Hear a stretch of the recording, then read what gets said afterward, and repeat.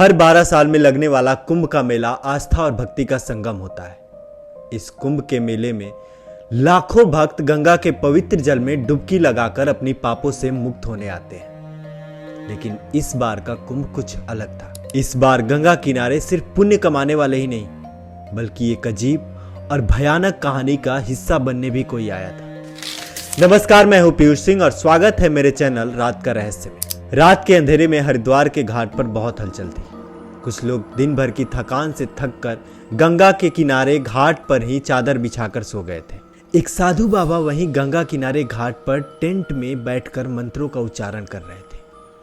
उनके चेहरे पर चिंता के भाव थे, मानो उन्हें किसी अनहोनी होने का एहसास हो रहा था। सागर नाम का एक लड़का अपने दोस्तों के साथ गाजियाबाद से इस कुंभ के मेले में नहाने आया था। वो सब पहली बार किसी कुंभ के मेले में आए थे। दिन में भीड़ भाड़ होने के चलते उन्होंने डिसाइड किया कि हम रात में नहाएंगे। सबने दिन भर मेले का आनंद लिया और रात में गंगा किनारे घाट पे पहुंच गए। गंगा किनारे पूरा घाट भक्ति के माहौल से भरा हुआ था। मंत्रों का उच्चारण, चारों ओर दीपक और हवा में घुली चंदन की खुशबू और गंगा का ठंडा पानी, उसमें नहाना तो मानो अपने आप में एक अद्भुत अनुभव था। अब सागर और उसके दोस्त गंगा में नहाने के लिए उतर चुके थे। सागर ने जैसे ही गंगा में डुबकी लगाई, उसे लगा कि उसका पैर पकड़कर कोई खींच रहा है। वो चिल्लाते हुए बाहर आया और आसपास देखा तो कोई नहीं था। उसके दोस्तों ने पूछा कि क्या हुआ, तो सागर ने बताया कि मुझे लगा कोई मेरा पैर पकड़ा है। सागर अब बुरी तरह कांप रहा था। तभी अमन ने कहा कि यार, पानी का बहाव तेज है, इसलिए तुझे लगा होगा। लेकिन सागर डर के मारे गंगा नदी से बाहर आ गया। उन लोगों ने कपड़े चेंज किए और तभी सागर की नजर उस बाबा पे पड़ी। बाबा लगातार आंख फाड़कर सागर की तरफ देखे जा रहे थे। सागर चलते हुए बाबा के पास पहुंचा और बाबा से जाकर ये सारी बातें उनको बताई। तभी बाबा ने अपनी झोली से एक रुद्राक्ष निकालकर सागर को दिया और सागर से कहा कि अब इसकी तुम्हें जरूरत पड़ेगी। और फिर वापस वो आंख बंद कर कर मंत्रों का उच्चारण करने लगे। सागर को कुछ समझ में नहीं आ रहा था। सागर और उसके दोस्त रात को ही कुंभ से घर आ गए। वो लोग करीब करीब 1:30 बजे पहुंच गए होंगे। थका हुआ सागर घर आकर सो गया। उसको जैसे ही नींद आई, वो सपना देखा कि वो अभी कुंभ में ही है और उसने गंगा में फिर से डुबकी लगाई और फिर से उसका कोई पैर पकड़ा और उसे पानी के अंदर खींचे ही जा रहा है। सागर का दम घुटने लगा। उसे समझ में नहीं आ रहा था कि वो क्या करे। उसका दम घुटने ही वाला था, तभी उसकी आंख खुल गई। अब वो डर के मारे हाफ रहा था और कांप भी रहा था। तभी उसको बाबा का दिया हुआ रुद्राक्ष याद आया, जिसको उसने अपने बैग में रख दिया था। वो जाकर रुद्राक्ष को जैसे ही अपने हाथ में लिया, उसे लगा कि उसके साथ कोई पॉजिटिव एनर्जी आ गई और उसका डर भी कम होने लगा। उसने रुद्राक्ष को लाकर तकिए के नीचे रखा और तकिए पे सर रखकर सो गया। अगले दिन सुबह जब उठा तो उसको महसूस हो रहा था कि उसके साथ साथ उसके आसपास कोई तो है। उसे लग रहा था कि शायद ये उसका वहम होगा। अगले दिन शाम के करीब 7 बज रहे होंगे। सागर बाथरूम में शेविंग कर रहा था। शेविंग करने के बाद वो अपना फेस धुलने के लिए नीचे झुका और फेस धुल के जैसे ही वो शीशे में देखने के लिए ऊपर उठा तो उसके होश उड़ गए। शीशे पे खून से लिखा हुआ था, लौट आओ।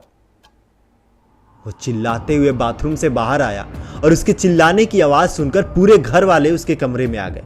कुछ देर बाद सागर नॉर्मल होने के बाद जब घर वालों को ये बात बताया तो घर वाले बाथरूम में ये देखने के लिए गए। लेकिन वहां जाकर देखे तो शीशे पर से वो लिखी हुई चीज गायब हो चुकी थी। घर वालों ने सागर को बोला कि तुम इस रुद्राक्ष को अपने गले में पहन लो ताकि ये हमेशा तुम्हारे साथ रहे। और सागर ने ठीक वैसा ही किया। सागर रात को जब गहरी नींद में था, रात के करीब 2 बज रहे होंगे, तभी उसे लगा कि उसका पैर पकड़ के कोई हिला रहा है और उसे जगा रहा है। सागर की डर के मारे आंख खुल गई और उसने पैर के पास देखा तो एक काली सी परछाई खड़ी थी। वो डर के बैठ गया और पूछा, कौन हो तुम?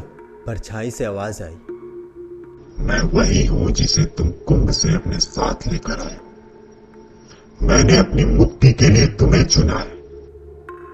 और वो परछाई गायब हो गई। सागर ने अपने गले में देखा तो गले में रुद्राक्ष नहीं था।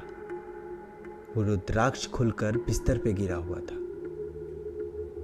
सागर ने डिसाइड किया कि सुबह होते ही वो कुंभ जाएगा और उस बाबा से मिलकर इसका निदान निकालेगा। अगले दिन शाम को सागर बाबा के पास पहुंच गया और अपने साथ हुई सारी घटनाएं बाबा को बताई।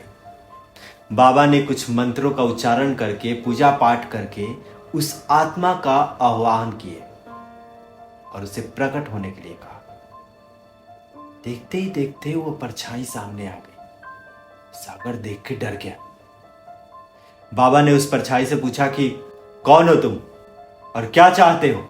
तब उस परछाई ने अपने साथ हुई दुख भरी घटना बताई। दरअसल 1 साल पहले मध्य प्रदेश से 2 भाई इस गंगा की नदी में डुबकी लगाने आए थे। बड़ा भाई जितना ही शातिर था, छोटा भाई उतना ही सीधा और भोला भाला था। शुरू से ही बड़े भाई को लगता था कि छोटे भाई के होने से प्रॉपर्टी में 2 हिस्से हो जाएंगे। इसीलिए वो किसी न किसी तरह से छोटे भाई को अपने रास्ते से हटाने के फिराक में था। और उसी बीच उसके दिमाग में एक आइडिया आया। वो अपने छोटे भाई को लेकर इस हरिद्वार के गंगा नदी में डुबकी लगाने आ गया। दोनों भाई नहाने के लिए पानी में उतर गए।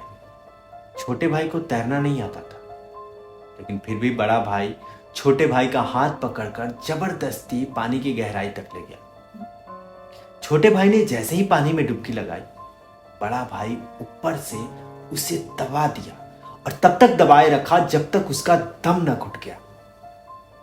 और बाहर निकलकर जोर जोर से चिल्लाने लगा, मेरा छोटा भाई डूब गया, उसे बचाओ, उसको तैरना नहीं आता है। लेकिन तब तक उसका भाई मर चुका था और आसपास लोगों को भी ये बात सच्ची लगी। उस आत्मा की कहानी सुनने के बाद बाबा ने उससे पूछा कि आखिर तुम चाहते क्या हो।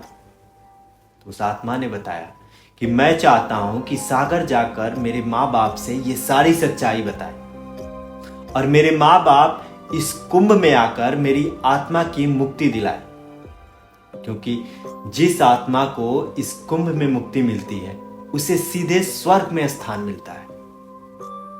सागर ने ऐसा ही किया। वो जाकर उसके माँ बाप को ये सारी सच्चाई बताई और उनके माँ बाप को लाकर कुंभ में इस आत्मा की मुक्ति के लिए पूजा पाठ करवाए। और उधर बड़े भाई को पुलिस ने हवालात में डंडे की मदद से सारा सच उगलवा लिया। अब इस बार 144 साल बाद प्रयागराज में महाकुंभ का संयोग बना है। तो आप में से कितने लोग इस संगम में जाकर डुबकी लगाए, कमेंट सेक्शन में जरूर बताइए। तो मिलते हैं अगले हफ्ते किसी और वीडियो के साथ। तब तक के लिए इस वीडियो को प्यार दीजिए, लाइक करिए, शेयर करिए और इस चैनल को सब्सक्राइब जरूर कीजिए। नमस्कार।